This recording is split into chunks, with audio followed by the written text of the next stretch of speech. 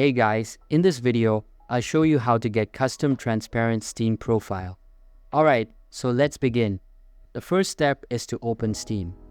Once you're in, hover over your name at the top and head to your profile, then click Edit Profile.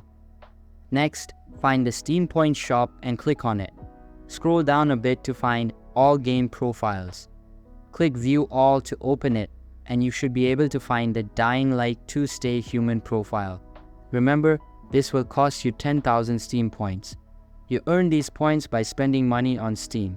For each dollar you spend, you get 100 points. So to accumulate 10,000 points, you would need to spend $100 on Steam games, items from the Steam market, etc.